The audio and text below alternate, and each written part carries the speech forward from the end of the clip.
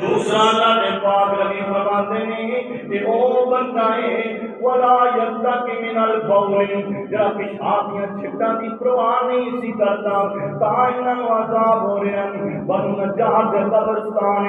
پانچ یا چھ قبراں نے اللہ دے پاک نبی تو گزرے صحیح مسلم دی روایت ہے آپ کی سواری اٹھنا اترنا شروع ہو گئی آپ فرماتے رہو میرے صحابیوں انہاں قبراں والوں کو جانتا ہے سونے جاننے آپ فرماندے نے انہاں موت آئی تے کیویں آئی سونیا اے شرک تے مرے نے اللہ دے پاک نبی فرماندے نے عرش والے رب نے مینوں ہاں دتا ہے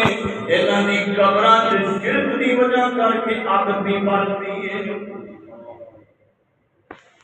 آپ فرماندے نے اللہ کے دعا کراں اللہ تانوں قبر دا عذاب کھاتے میں پر میں ڈارے تسی مردے دفنانے بند کر دیو گے او قبر مروڑے جویں کولو مروڑدا گنے دیاں ہڈیاں جویں ویلنا تروڑدا کچھ بھی نہ چھوڑے سب کچھ بن چھوڑدا جے بچاوے نہ اللہ سائیں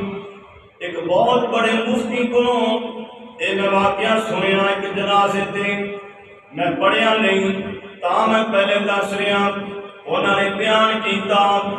کہ 11 یا 12 ایک بڑے ولی بندے سن بنی اسرائیل دے بڑے نیک بندے آدمی یار چلو نا کسی پرانے قبرستان جا کے دعا کریے کوئی مردہ کھڑا ہو کے سانو دسے گا قبر دا عذاب کیسا ہے کہ جا کے مصلی ڈا کے بیٹھ گئے اللہ دا ذکر کر رہے ہیں عبادت کر رہے ہیں پھر دعا کر لگ گئے آدمی اللہ اتھوں تو پرانا بندہ اٹھا دینا ذرا سانو دسے قبر دا عذاب کے ہو جائے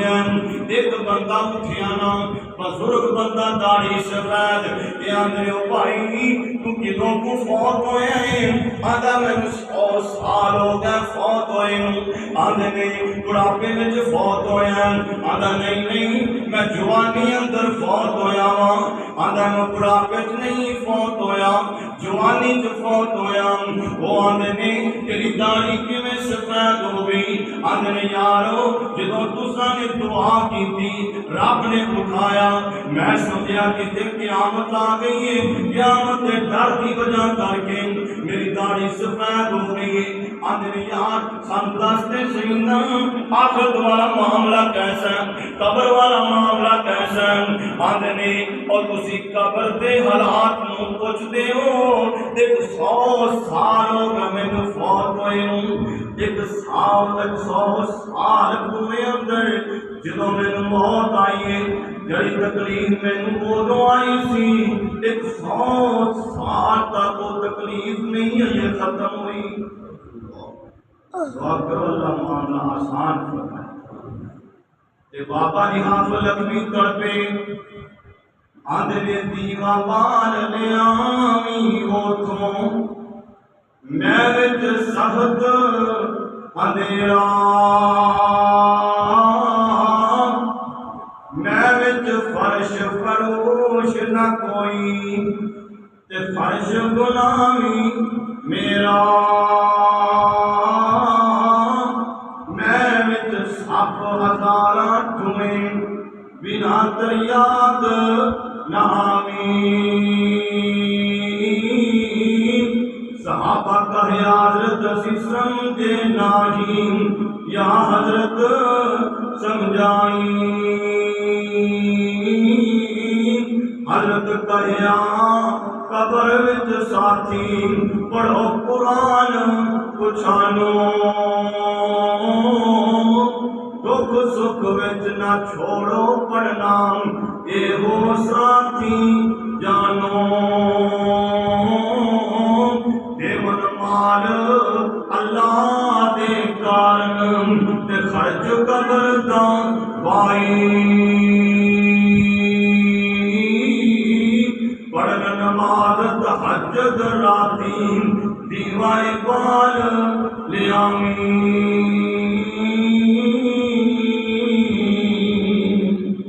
دعا ہے کہ اللہ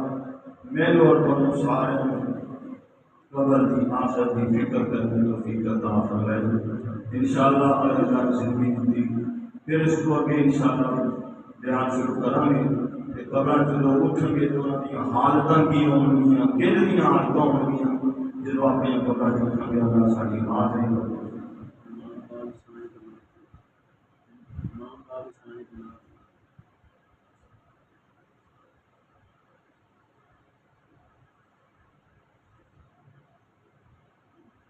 میں ایک تھوڑی گزارش کرنی ہے،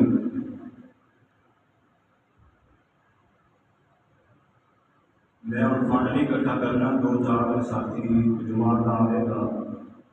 صرف میں نے دسنا ہے کہ پہلے میرے تو عبدالرشید صدفی صاحب ناظم ہے جماعت نے تحصیل مسعود ہے، اس تو پہلے تھوڑے سامنے سارے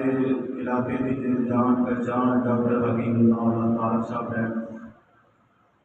پہلے تو کوئی جماعت کا فنڈ اکٹھا کرنے کا سسٹم ہی کوئی نہیں سی، لیکن ہوں جماعت نے نارفائی احمد تقریباً 5-7 سال کو کام شروع کیا ہے۔ جڑا سیٹ اپ بنایا نا موجودہ وہ یہ آ کہ ناظم مالیات پروفیسر احمد صاحب اکبر جٹ کے بیٹے نور پور کو یہ دوست جانتے ہوں، بڑی علمی شخصیت ہے، انہوں نے اپنے 2 پرائیویٹ سکول ہیں۔ نظام اس طرح ہے کہ اگر تین صاحب بھی پیسے اکٹھے کرنے میں ناظم مالیات کو رسید آ جانی ہے، وہ رسید جماعت کو جمع کروا دیں گے، میں اللہ کے ناظم حکیم صاحب سرپرست ہے۔ یہ سسٹم بنایا ہے کہ جڑا نا